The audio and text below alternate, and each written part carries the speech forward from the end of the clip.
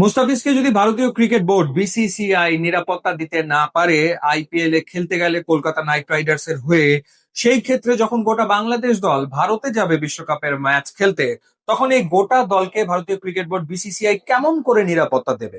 এই প্রশ্নটা ওঠে বাংলাদেশ ক্রিকেট বোর্ডের জরুরি বৈঠকে, এবং এরপরই বিসিবির পক্ষ থেকে আইসিসির কাছে মেইল করা হয় এবং সেই মেইলে মূলত তিনটা প্রশ্ন তোলা হয়। প্রশ্ন এক, কেন কি কারণে মুস্তাফিজুর রহমানকে আইপিএল থেকে ড্রপ করা হলো? দ্বিতীয়ত, যখন বাংলাদেশ খেলতে যাবে বিশ্বকাপে ভারতে, তখন কিভাবে করে নিরাপত্তা নিশ্চিত করা হবে? এবং তৃতীয়ত, বাংলাদেশের মিডিয়া, সংবাদ কর্মীরা এবং বাংলাদেশের ক্রিকেট ভক্তরা যখন বিশ্বকাপ দেখতে যাবে ভারতে, তখন তাদের নিরাপত্তার বিষয়টা কিভাবে নিশ্চিত করা হবে? এই তিনটা প্রশ্নর উত্তর জানতে চেয়ে মেইল করা হয়েছে এবং একই সাথে জানিয়ে দেওয়া হয়েছে যে বাংলাদেশ বিশ্বকাপ খেলতে যাবে না, যেতে ইচ্ছুক না। এবং পরবর্তী সময়ে বাংলাদেশ সরকারের পক্ষ থেকেও এই ঘোষণা দেওয়া হয়েছে যে বাংলাদেশ ভারতের মাটিতে গিয়ে বিশ্বকাপ খেলবে না। সেই ক্ষেত্রে বাংলাদেশ বিকল্প ভেন্যুতে, যেহেতু এই বিশ্বকাপের কো হোস্ট আছে, শ্রীলঙ্কা আছে, বাংলাদেশের ম্যাচগুলো যেন আসলে শ্রীলঙ্কায় শিফট করা হয়।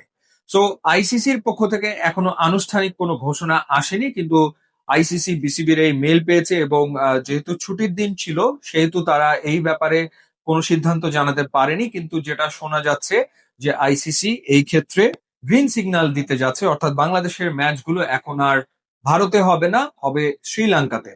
বাংলাদেশের তিনটা ম্যাচ হওয়ার কথা ছিল কলকাতাতে এবং একটা ম্যাচ হওয়ার কথা ছিল মুম্বাইয়ে।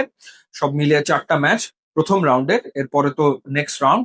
সেই ক্ষেত্রে এই ম্যাচগুলো এখন শিফট করা হবে শ্রীলঙ্কাতে।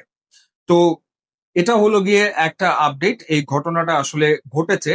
এবং একই সাথে আগামী বছর ভারতের যে বাংলাদেশে খেলতে আসার কথা রয়েছে বাইল্যাটারাল সিরিজে, যেই আসরটা বা যেই সিরিজটা এই বছর হওয়ার কথা ছিল সেটা পোস্টপন্ড হয় এবং সেটা পোস্টপন্ড হয়ে সামনের বছরে চলে যায়। তো সেই সিরিজটার ব্যাপারে কি সিদ্ধান্ত হবে সেটাও এখন আসলে চূড়ান্ত নয়।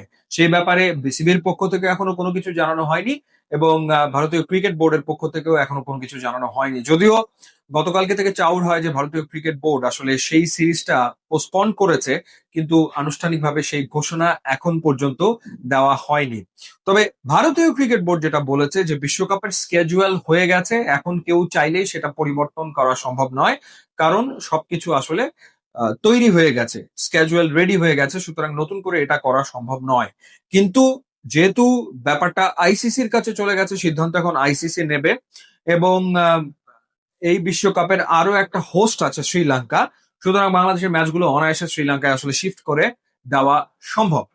আর এই ধরনের মডেলে মানে হচ্ছে আর একটা ভেন্যুতে পাকিস্তান খেলতে যাবে, সেই ধরনের যে মডেল চালু হয়েছে সেই মডেলও তো টুর্নামেন্ট একের পর এক আসলে হচ্ছে।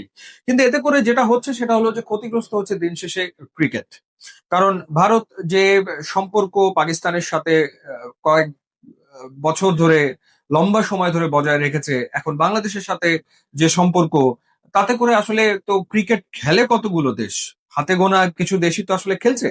তো সেই ক্ষেত্রে যদি এভাবে একটার পর একটা দেশের সাথে এই ধরনের পরিস্থিতি তৈরি হয়, তো দেখা যাবে যে আগামী দিনে আসলে ক্রিকেট খেলবে কার সাথে, সেই প্রশ্নটা ওঠাটাও কিন্তু খুব স্বাভাবিক একটা ব্যাপার। তো দেখা যাক, আইসিসির ঘোষণার অপেক্ষায় রয়েছে সবাই, এবং আশা করা হচ্ছে যে আইসিসির ঘোষণাটা এরকমই হতে যাচ্ছে যে বাংলাদেশের ম্যাচগুলো শ্রীলঙ্কাতে হবে। ইউটিউবে ইনস্টাগ্রাম লিঙ্ক আছে, আপনারা যোগ দিলে খুবই খুশি হবো। And thanks for watching.